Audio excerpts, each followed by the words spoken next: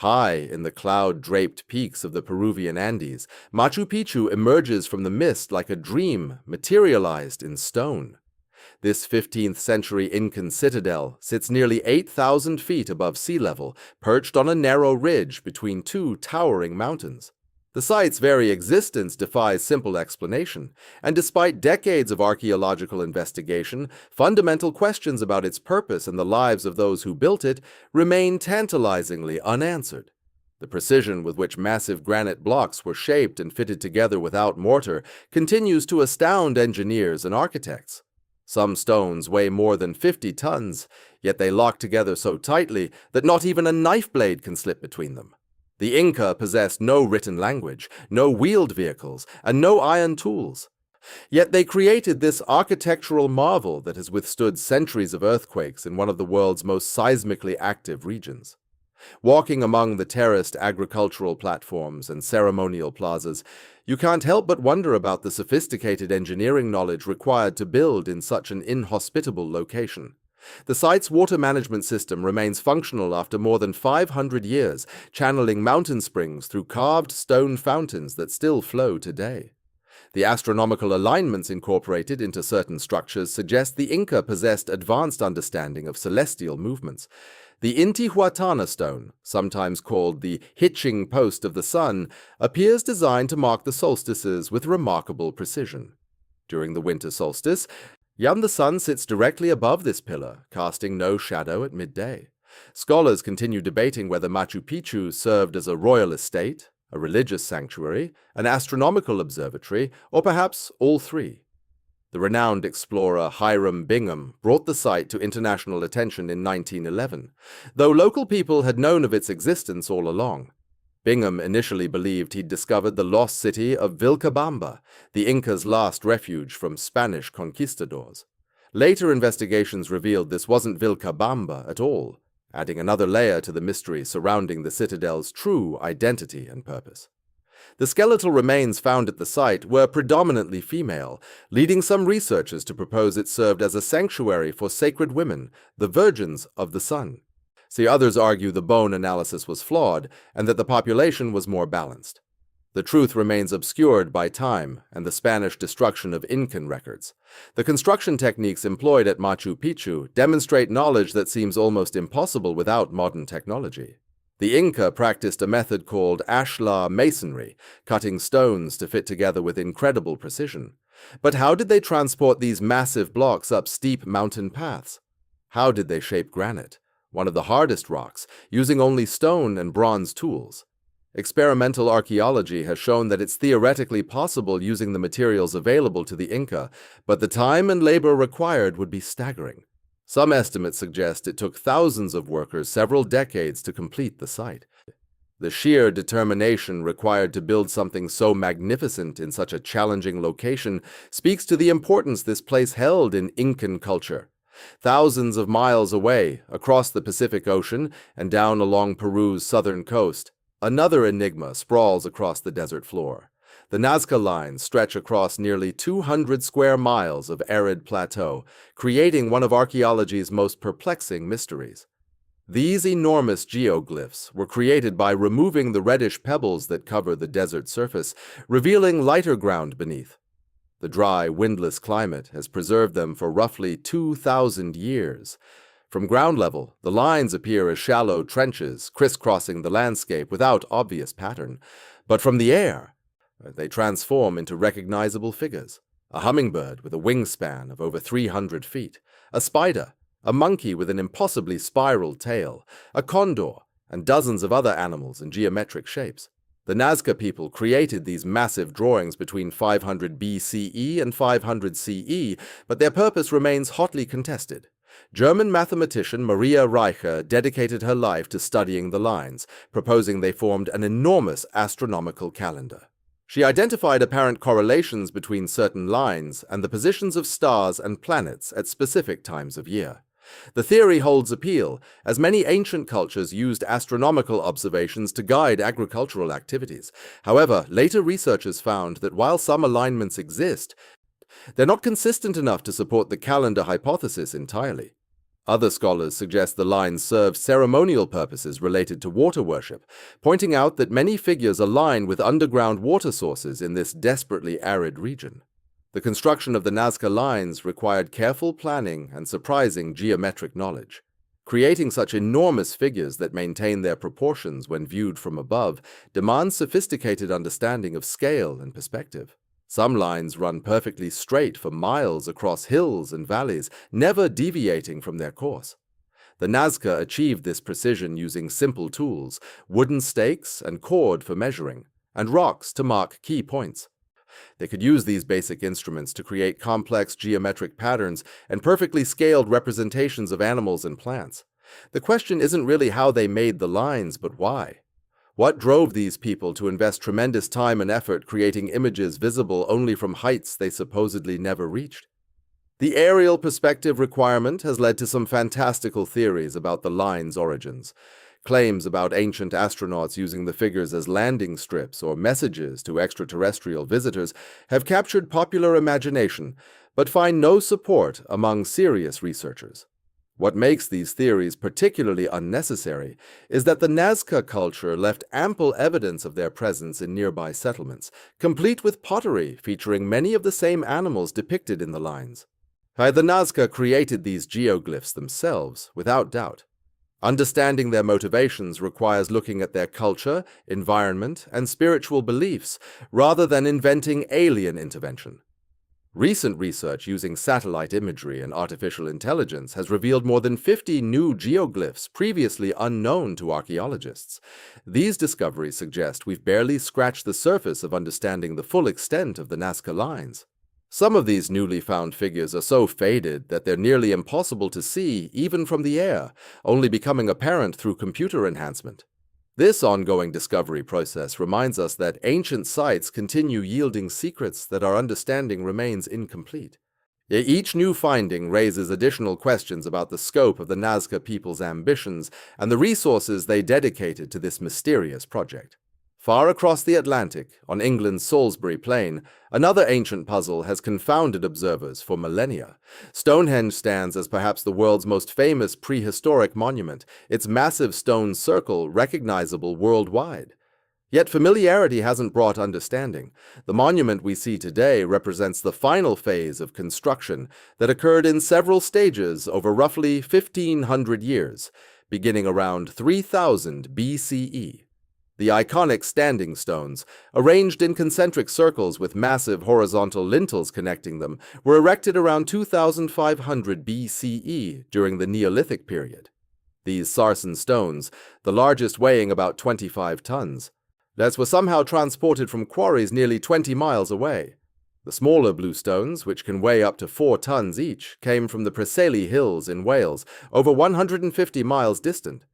The logistics of moving these enormous stones across such distances using Neolithic technology staggers the imagination.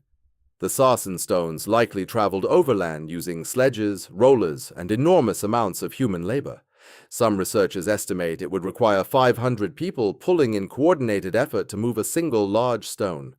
The blue stones present an even greater challenge. Did prehistoric people transport them entirely overland, or did they use rafts on rivers and coastal waters? Recent geological investigations complicate matters further, suggesting that glacial movement might have deposited some blue stones closer to Stonehenge than previously thought. But this doesn't explain why these particular stones, from this specific Welsh location, were chosen when similar rock types existed much nearer. The stones arrangement incorporates astronomical alignments that couldn't have occurred by chance. The monument's axis aligns with the summer solstice sunrise, and thousands gather each year to watch the sun rise directly over the heel stone on the longest day. Less famously, the winter solstice sunset aligns with the same axis in the opposite direction. These alignments suggest Stonehenge served some astronomical or calendrical function. But was this its primary purpose, or merely one aspect of a more complex ceremonial role? Archaeological excavations have revealed numerous cremation burials at the site, leading some to propose it functioned as an elite cemetery. Chemical analysis of teeth and bones from these burials shows that some individuals came from far beyond the immediate region, suggesting Stonehenge held significance across a wide area of Neolithic Britain. The construction itself demonstrates engineering sophistication that challenges assumptions about prehistoric capabilities. The sarsen stones were shaped using hammerstones, creating relatively smooth surfaces and carefully crafted mortise and tenon joints that held the horizontal lintels in place. These lintels were also curved to follow the circle's arc, requiring three-dimensional planning and execution. The largest stones stand over 20 feet tall, just with an additional 8 feet buried underground for stability. Raising these massive uprights and then lifting the heavy lintels into place would have required elaborate scaffolding, ramps, or lever systems. Experimental archaeology has shown several possible methods, but we can't know which techniques the builders actually employed. What drove Neolithic communities to invest such extraordinary effort over such extended periods? Stonehenge wasn't built by a single generation, but evolved across centuries, with each phase representing the ambitions and beliefs of people separated by hundreds of years. This suggests the site held enduring significance, perhaps serving as a focal point for regional or even pan-British identity. And the timber structures that preceded the stone monument indicate the location was considered special before the first stones arrived. Whatever spiritual or social needs Stonehenge fulfilled, they were powerful enough to motivate communities to dedicate enormous resources to its construction and maintenance across vast stretches of time. Stonehenge doesn't stand alone, but forms part of a broader sacred landscape, including other henges, burial mounds, and ceremonial avenues. The discovery of nearby Durrington Walls, a massive timber circle and associated settlement, has changed understanding of how Stonehenge functioned. Evidence suggests large gatherings occurred at Durrington Walls during midwinter, with animals brought from across Britain for feasting. People then processed along an avenue to the River Avon and traveled by water to Stonehenge. This suggests elaborate ceremonies involving multiple sites and perhaps hundreds or thousands of participants. The monuments work together as part of a ritual landscape rather than serving isolated functions. Theories about Stonehenge's purpose have ranged from the plausible to the absurd. Geoffrey of Monmouth's 12th century chronicle claimed the wizard Merlin magically transported the stones from Ireland. 18th century antiquarians attributed the monument to Druids, despite Stonehenge predating Celtic Druidic culture by thousands of years.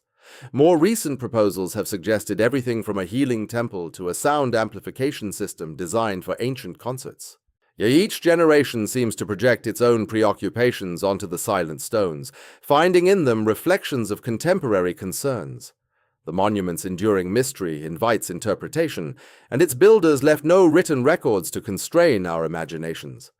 Modern archaeological methods continue revealing new information about Stonehenge and the people who built it. Isotope analysis of human and animal remains traces, geographic origins, and movement patterns, ground-penetrating radar maps, subsurface features without excavation, computer modeling tests, theories about construction methods, and astronomical alignments. Each technological advance brings fresh insights, yet the fundamental questions persist. We know more about Stonehenge now than at any point since its abandonment. But perhaps this knowledge mainly illuminates how much remains unknown. The monument stands as a reminder of the sophistication of Neolithic societies and the limitations of our ability to fully comprehend minds separated from us by 5,000 years. Halfway around the world, carved directly into rose-red sandstone cliffs, the ancient city of Petra emerges from the Jordanian desert like a mirage made permanent. The Nabateans created this extraordinary capital around the 4th century BCE, establishing a commercial empire that controlled crucial trade routes linking Arabia, Egypt, and the Mediterranean. Unlike most ancient cities built from quarried stone blocks, Petra's most iconic structures were carved directly from living rock faces. The treasury, or Al-Kazne, stands as Petra's most recognizable monument. Its elaborate Hellenistic facade reaches over 100 feet high, featuring columns, pediments, and statuary carved with astonishing detail from the natural cliff face. The structure takes its name from local legends claiming pirates hid treasure in the urn at its summit, though bullet marks from attempts to shatter the urn and release this imagined wealth reveal the story's persistence. Walking through the Sick, the narrow gorge serving as Petra's main entrance, you proceed for nearly a mile between towering sandstone walls that rise 200 feet on either side. This natural geological formation was improved and managed by the Nabateans, who carved niches for sacred stones along its length and installed sophisticated water management systems. Clay pipes channeled water from springs to the city, while channels carved into the CQ's walls diverted flash floods away from the entrance. As you navigate this winding passage, the cliffs press close enough that the sky becomes a narrow ribbon overhead.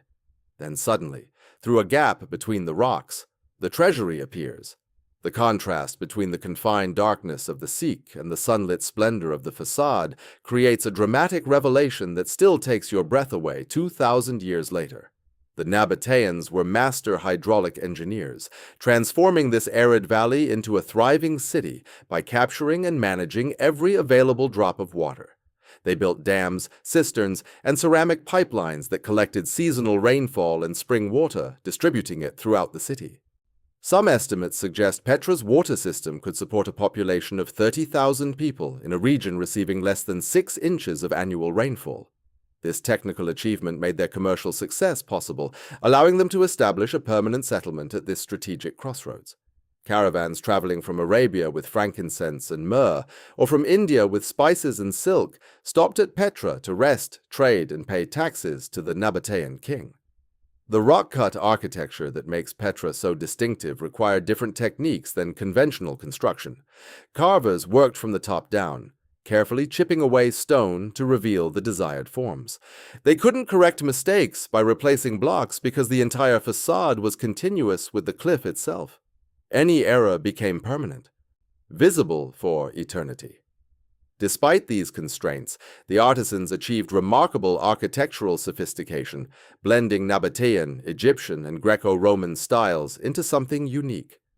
The facades feature classical columns and pediments alongside Near Eastern motifs, reflecting Petra's position as a cultural crossroads. The sandstone's natural coloring, swirling with reds, pinks, whites, and yellows, adds beauty that no paint or decoration could match. While the treasury captures most visitors' attention, Petra contains over 800 carved monuments spread across 100 square miles. The monastery, or Ad-Dir, rivals the treasury in scale, but sits much higher in the mountains, requiring a climb of over 800 steps to reach. This massive facade measures nearly 150 feet wide and stands over 100 feet tall. Its simple, bold form suggests a different aesthetic than the ornate treasury, and its remote location has led to various theories about its purpose. Some researchers believe it served religious functions, while others suggest it might have been a meeting hall or commemorative structure. The Nabateans left few written records explaining their monuments' purposes, leaving us to deduce function from form and context.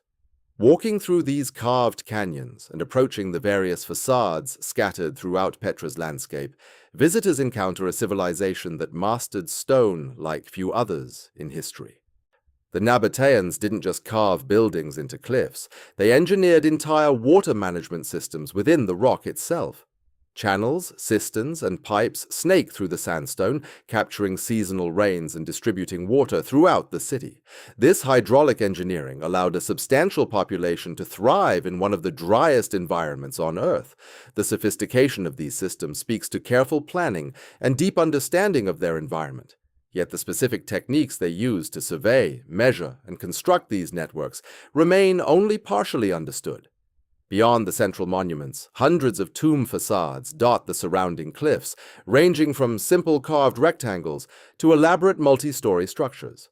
The variation suggests a society with distinct social hierarchies, where wealth and status determined the grandeur of one's final resting place. Inside many of these tombs, archaeologists have found evidence of complex burial practices, though grave robbing over the centuries has removed much of what might have revealed more about Nabatean beliefs regarding death and the afterlife. What remains are the silent stones themselves, their surfaces worn smooth by wind and time, their interiors echoing with questions about the people who once gathered here to honor their dead. The decline of Petra adds another layer to its mystery.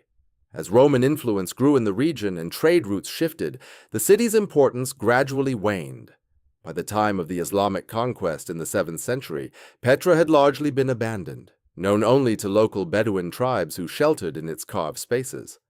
Western knowledge of the site disappeared entirely, until Swiss explorer Johann Ludwig Burckhardt rediscovered it in 1812, disguised as an Arab traveler to avoid suspicion. His accounts brought Petra back into global consciousness, sparking centuries of archaeological investigation that continues today. Each excavation season reveals something new, a previously unknown structure, another water channel, fragments of pottery or metal that help piece together daily life in this remarkable place. Crossing continents again, we find ourselves in the high jungles of Central America, where the Maya built cities that continue to puzzle researchers with their astronomical precision and architectural ambition. Tikal, rising from the rainforests of Guatemala, presents a different kind of mystery than the sites we've encountered so far. Here, the challenge isn't carved stone facades or megalithic circles, but rather towering pyramids that pierce through the jungle canopy, temples aligned with celestial events, and hieroglyphic inscriptions that we're still learning to fully interpret despite significant progress in recent decades. The Maya civilization flourished for thousands of years, reaching its classic period between roughly 250 and 900 CE.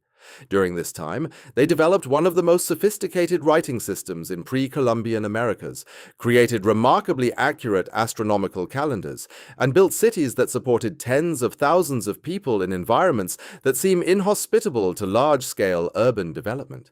Tikal stands as one of the largest and most powerful of these cities, with temples reaching heights of over 200 feet, their steep stairs climbing toward the sky in dramatic ascents that must have awed ancient visitors much as they impress modern ones. What makes Maya sites particularly mysterious isn't just their construction, though the engineering required to build such massive stone structures without metal tools or wheeled vehicles certainly impresses, but rather the sudden collapse of their classic civilization. Around the 9th century, many major Maya cities, including Tikal, were abandoned. The population dispersed, construction ceased, and the jungle slowly reclaimed what had taken centuries to build. Theories attempting to explain this collapse range from environmental degradation and drought to warfare and political instability. Likely, multiple factors combined to undermine the complex systems supporting these urban centers.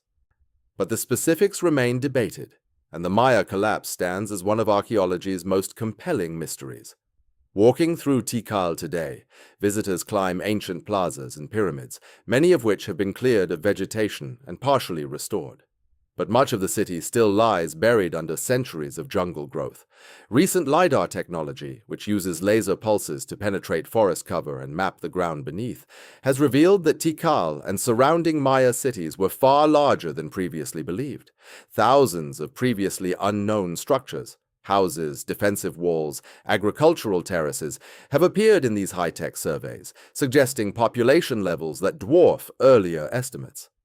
This discovery raises new questions about how the Maya fed, housed, and governed such large populations, and why systems that had sustained them for centuries ultimately failed. The Maya were obsessed with time and celestial movements in ways that seem almost alien to modern sensibilities. Their calendars tracked multiple cycles simultaneously, a 260-day ritual calendar, a 365-day solar calendar, and a long count that measured time from a mythological creation date in 3114 BCE. They could predict eclipses, tracked Venus with remarkable accuracy, and aligned their buildings to capture specific astronomical events. The Temple of the Inscriptions at Palenque, another major Maya site, contains hieroglyphic texts that describe historical events dating back centuries, blending mythology with what appear to be actual dynastic records. Deciphering these texts has been one of archaeology's great achievements. Yet much remains unclear about Maya cosmology and how their understanding of time shaped their society. The ball courts found at Maya sites add another dimension to our understanding of this civilization. These eye-shaped playing fields, found across Mesoamerica, hosted a ritual game that carried deep religious and political significance. Players used their hips to strike a rubber ball through stone rings mounted high on the court walls, an incredibly difficult feat requiring tremendous skill. Some evidence suggests that losing teams, or perhaps captives forced to play, faced ritual sacrifice after matches. The exact rules, the social context, and the full meaning of this game remain partially mysterious. though scholars continue piecing together its significance from carved reliefs showing players in action and from the few surviving texts that mention it. Moving to another continent entirely, we encounter mysteries carved into the earth itself rather than built above it. The Nazca Lines in southern Peru stretch across nearly 200 square miles of desert, creating one of archaeology's most perplexing puzzles. These geoglyphs, massive figures and geometric shapes scraped into the rocky soil, weren't discovered by modern archaeology until the 1920s, when aircraft flying over the region noticed strange patterns on the ground below. From the surface, the lines are barely noticeable, just shallow trenches in the desert pavement. But from the air, they transform into immense representations of animals, plants, and abstract designs that dwarf any human observer. The Nazca people created these lines between roughly 500 BCE and 500 CE, during the same period when the Maya were building their cities and well before Petra reached its peak. The lines were made by removing reddish pebbles from the desert surface to expose the lighter-colored ground beneath. In this extremely dry climate, with minimal wind and rain, the exposed soil has remained visible for over 1,000 years. But while we understand how they were made, the why remains endlessly debated. The lines include representations of animals, a hummingbird, a spider, a monkey, that span hundreds of feet. There are also perfectly straight lines stretching for miles, geometric shapes like triangles and trapezoids, and spiral patterns that seem to serve no obvious practical purpose. Early theories about the Nazca lines ranged from the plausible to the fantastical. Some suggested they were astronomical calendars, with lines pointing towards significant celestial events. Others proposed they were pathways for religious processions, sacred routes connecting ritual sites across the desert. More outlandish ideas involved ancient airships or extraterrestrial visitors, theories that ignore the archaeological evidence showing these were created by the Nazca culture using simple tools and careful planning. Recent research suggests the lines might have been related to water rituals and religious ceremonies. Many of the animal figures appear near ancient pilgrimage routes, and water, always precious in desert environments, seems to have held central importance in Nazca religion. What makes the Nazca lines particularly fascinating is their scale and the commitment they represent. Creating these enormous figures required planning and labor that must have involved significant portions of the community. Someone had to design the images, possibly working from smaller models and scaling them up using a grid system or other techniques. Teams of workers then had to remove stones along predetermined paths, likely using stakes and ropes to maintain accuracy across vast distances. The largest figures would have taken weeks or months to complete, representing substantial investments of time and resources for symbols that the creators themselves could never fully appreciate from ground level. This raises profound questions about purpose and meaning. Why create art that only makes sense from a vantage point the creators couldn't access? Some researchers suggest the Nazca believed their deities viewed the world from above, and the lines were meant for divine rather than human eyes. Others point out that while we need aircraft to see the full designs, many are visible from surrounding hillsides, and the Nazca may have climbed these heights during ceremonies. The act of creating the lines might have mattered as much as the finished product, with the labor itself serving as a form of worship or community bonding. We're left contemplating a culture that thought and operated on a scale that seems to transcend immediate human experience. Returning to Europe, so we find another site where massive stones speak to ambitions and capabilities that challenge our assumptions about ancient peoples. Carnac, in Brittany, France, presents perhaps the world's largest collection of megalithic sites, thousands of standing stones arranged in long rows that stretch for miles across the landscape. These stones, erected between 4,500 and 3,300 BCE, predate Stonehenge and represent a monumental effort by Neolithic communities. The largest stones weigh several tons each, and the alignments continue across fields and through modern villages that have built themselves around these ancient markers. The Carnac stones resist easy interpretation partly because of their sheer number and variety. There are single standing stones called menhirs, some reaching heights of 20 feet or more. There are stone circles, burial chambers topped with massive capstones, and most famously, the alignments, rows of stones marching in parallel lines across the countryside. The largest alignment, the Menek alignment, contains over 1,000 standing stones. Unlike Stonehenge, where all the stones form part of a single complex design, Karnak presents multiple separate arrangements created over centuries, suggesting evolving purposes or different communities, each adding their own monuments to a sacred landscape. Excavations around some of the stones have revealed pottery, tools, and human remains, indicating these sites held ceremonial importance. But the specific rituals performed here, the beliefs that motivated such extensive stoneworking, and the reasons for the particular arrangements remain mysterious. Some researchers have suggested astronomical alignments, noting that certain raos point towards solstice sunrise or sunset positions. Others emphasize the connections to death and burial, pointing to the numerous passage tombs incorporated into the complexes. And still others suggest the stones mark territorial boundaries or served as gathering places for dispersed communities. None of these explanations is mutually exclusive.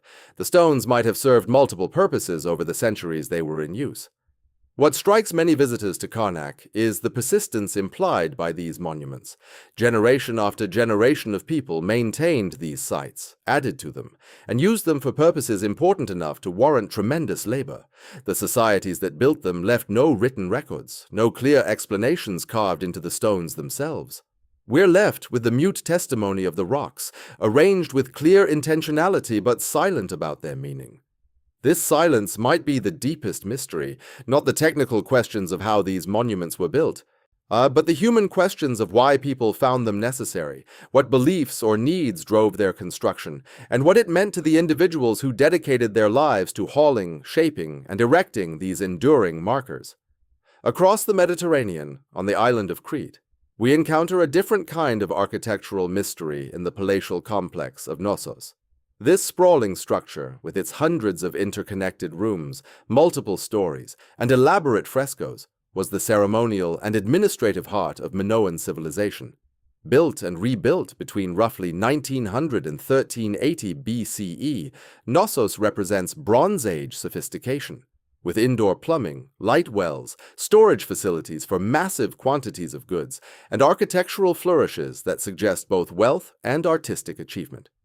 But the palace also raises questions about the society that built it and the stories that grew from its ruins.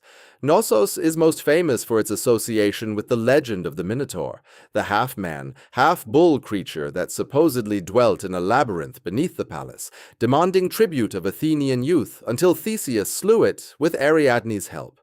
This myth, recorded centuries after Knossos fell, might preserve distorted memories of actual Minoan practices.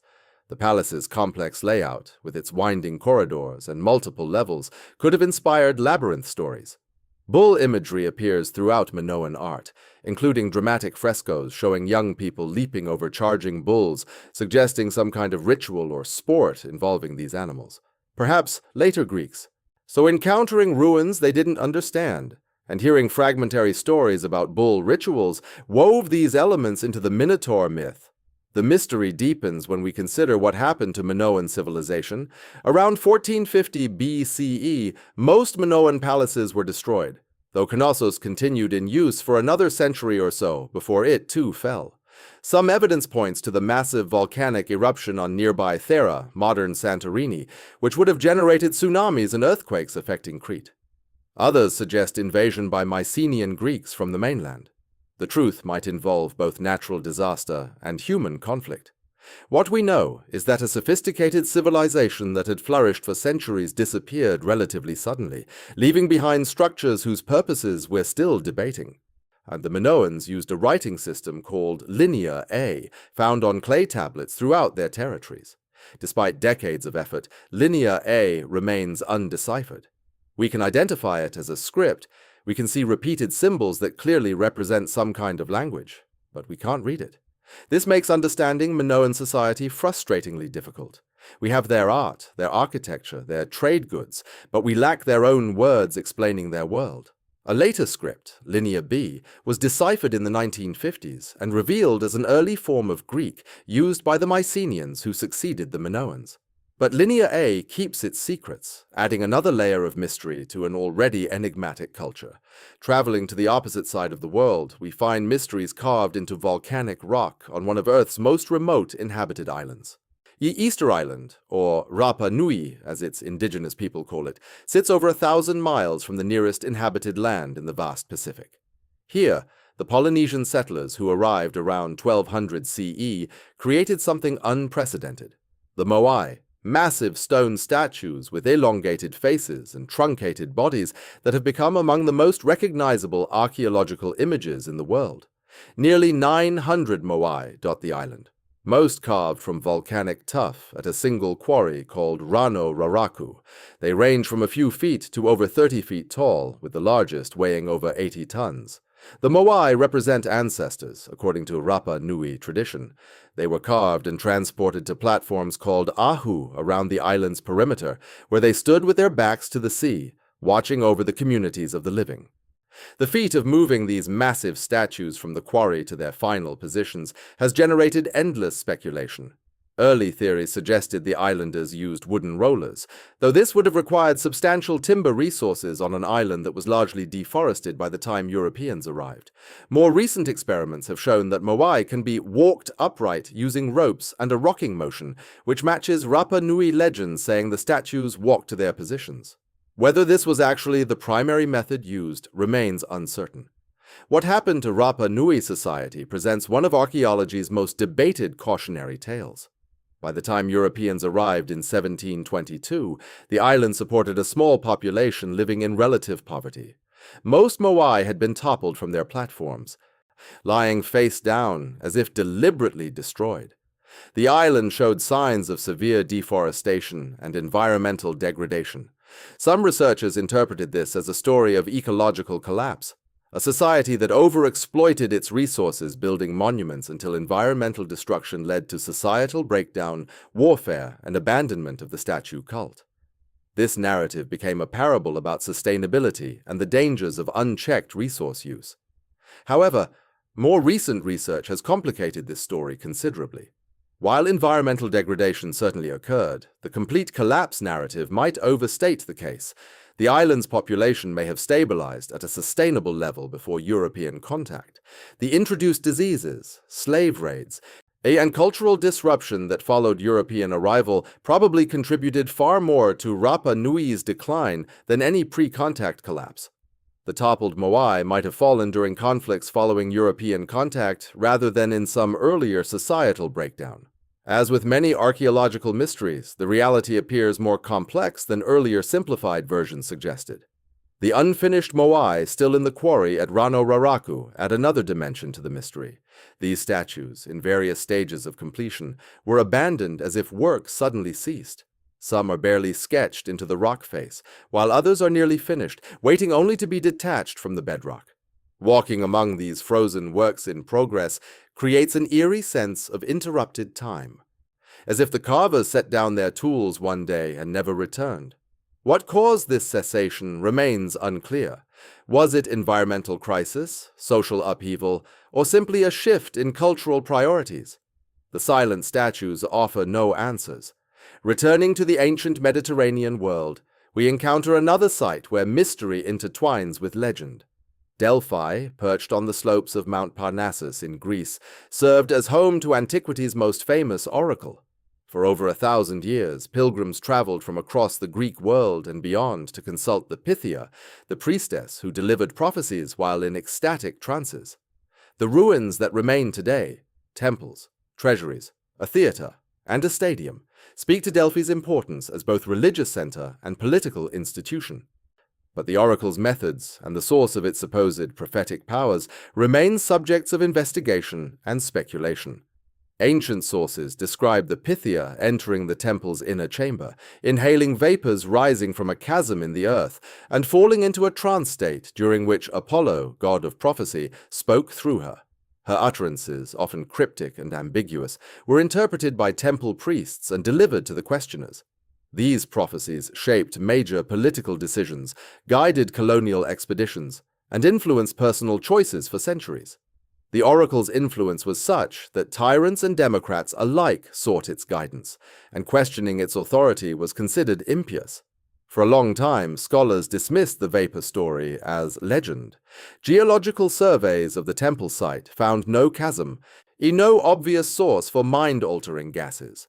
The oracle's trances were attributed to theatrical performance, political manipulation, or simple fraud. But more recent geological and chemical investigations have revealed that the temple sits above intersecting fault lines where gases, including ethylene, could have seeped through fissures in the rock. Ethylene produces euphoric, trance-like states when inhaled, and the concentrations detected at Delphi might have been sufficient to affect anyone sitting in an enclosed space. This doesn't fully explain the oracle, how priests interpreted the Pythia's words, how political considerations shaped prophecies, how the institution maintained authority for so long, but it suggests the ancient accounts of vapor-induced trances might have had factual basis. The questions surrounding Delphi extend beyond the mechanics of prophecy to the nature of religious experience and institutional power in the ancient world. How did a small site in mountainous central Greece become the spiritual center of the Greek world? How did the oracle balance genuine religious conviction with practical political considerations?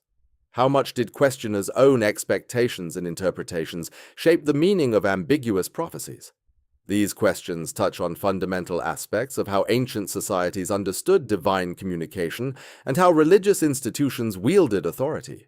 In the remote reaches of the Sahara Desert, far from any modern cities, ancient rock art presents mysteries of a different sort.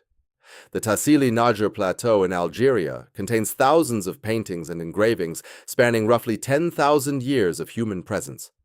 These images show animals that no longer exist in the region: elephants, giraffes, hippopotami, indicating that the Sahara was once much wetter and supported diverse wildlife.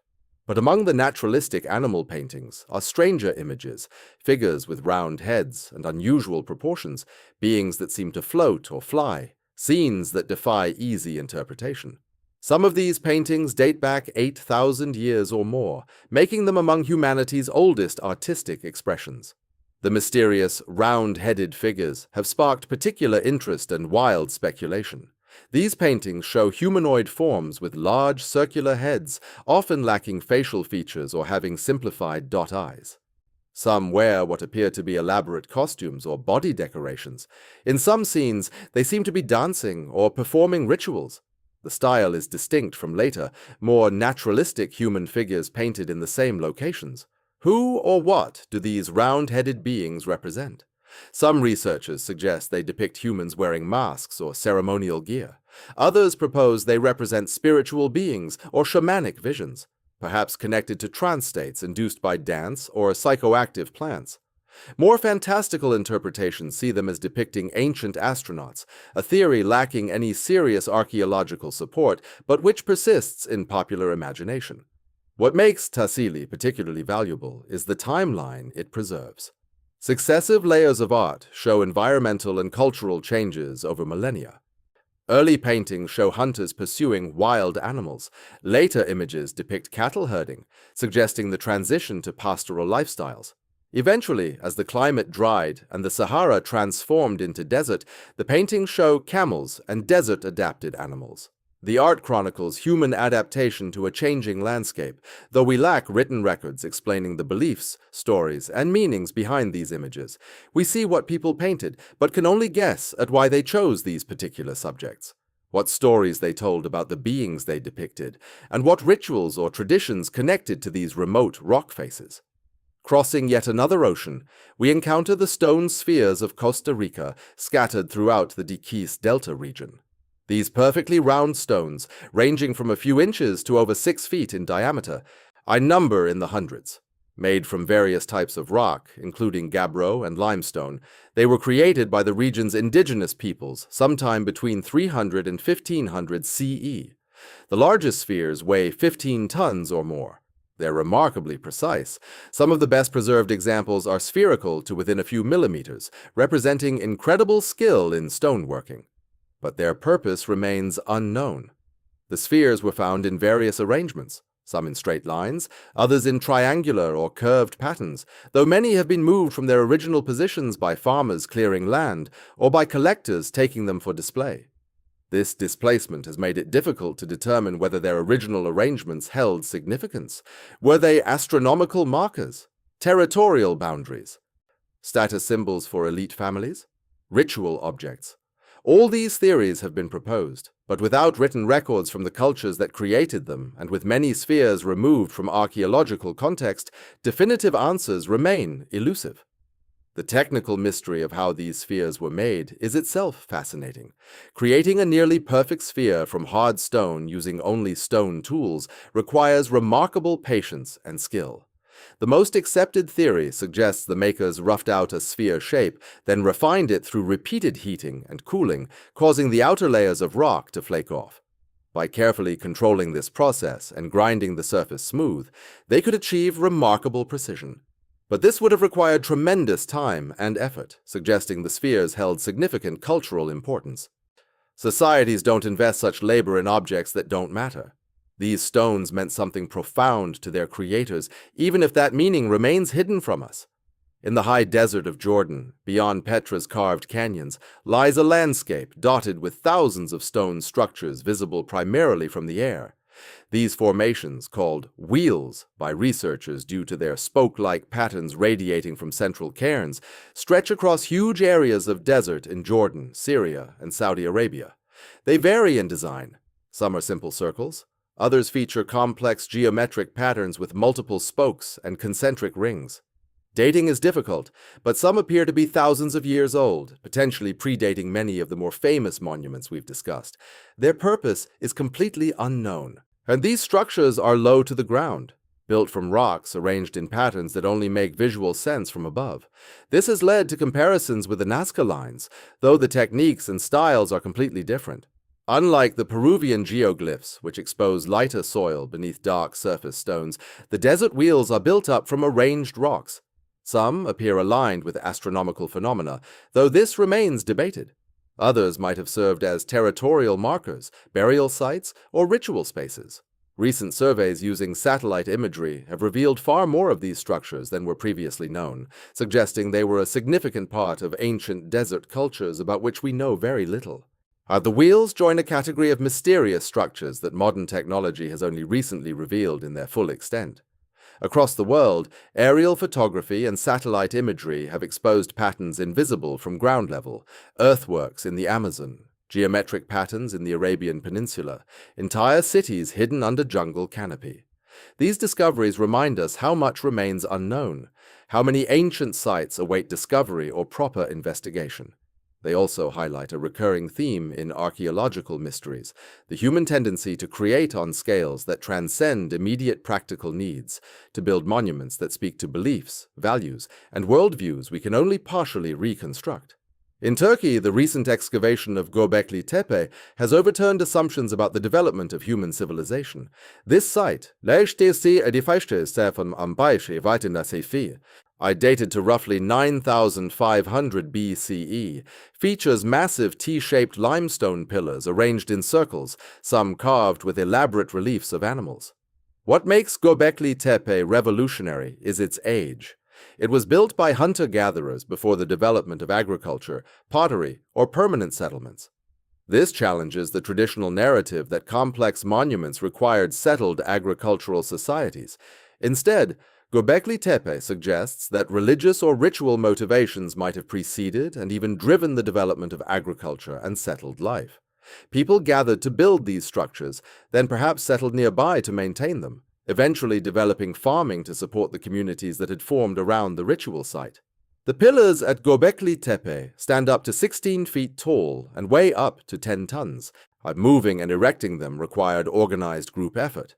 The detailed carvings, foxes, lions, scorpions, birds, show artistic sophistication and presumably held symbolic meanings we can't fully grasp. The site was deliberately buried around 8000 BCE, carefully filled with debris in what appears to have been an intentional act. Why would people build such elaborate structures only to bury them? The question joins countless others surrounding this site. As excavations continue, less than 5% of the site has been uncovered. More mysteries will likely emerge before any are definitively solved. These monuments, scattered across continents and millennia, share common threads despite their vast differences. They represent enormous investments of labor and resources by societies lacking modern tools and machinery. They connect to belief systems, cosmologies, and social structures we can only partially reconstruct. They challenge our assumptions about what ancient peoples could achieve and what motivated them. They remind us that the deep human impulse to create meaning, mark territory, honor the dead, connect with the divine, and leave lasting traces has driven extraordinary achievements throughout history. Standing before any of these sites, whether gazing up at Stonehenge's trilithons, walking through Petra's carved facades, contemplating the Nazca spider from a plane window, or studying Göbekli Tepe's carved pillars, we're confronted with fundamental questions about human nature and human history. What drives people to create on such scales? How did ancient societies organize the labor and resources these projects demanded? What did these monuments mean to their builders, and why did they matter enough to justify such effort? We have partial answers, informed guesses, and competing theories, but the full truth remains elusive, preserved imperfectly in stone and soil, waiting for future discoveries and insights to illuminate what remains dark. The mysteries endure partly because the people who built these monuments left few or no written explanations. They speak to us through their constructions, through the artifacts scattered around their sites, through the faint chemical traces left in soil and stone. We've become far better at reading these silent messages. Archaeological techniques have advanced tremendously, allowing us to extract information from evidence that would have told previous generations nothing. But there are limits to what material remains can tell us about immaterial things like belief, meaning, and motivation. We can measure stones, analyze chemical compositions, map alignments, and reconstruct building techniques. Understanding why these things mattered to their creators requires interpretive leaps that will always remain partly speculative. Yet this uncertainty isn't entirely frustrating. These mysteries invite ongoing engagement, continued research, fresh perspectives from new generations of scholars. They remain open questions, puzzles that haven't been solved and perhaps never will be completely. They spark imagination and wonder, encouraging us to think about peoples and times far removed from our own experience. They're reminders that human history contains depths we haven't fully plumbed. That our ancestors were capable of extraordinary things we're still trying to understand, and that the past maintains its power to surprise us despite centuries of investigation. As new technologies emerge, better dating methods, more sophisticated imaging techniques, improved chemical analysis, artificial intelligence to find patterns in vast datasets, we'll undoubtedly learn more about these ancient sites. Mysteries that seem impenetrable now might yield to future investigation. Sites we haven't yet discovered will emerge from jungle, desert, or ocean. Our understanding will deepen and expand. But even as some questions are answered, new ones will certainly arise. The conversation between present and past, between the monuments and those who study them, continues across the centuries, offering no final answers but countless fascinating questions that make these mysterious ancient sites endlessly compelling.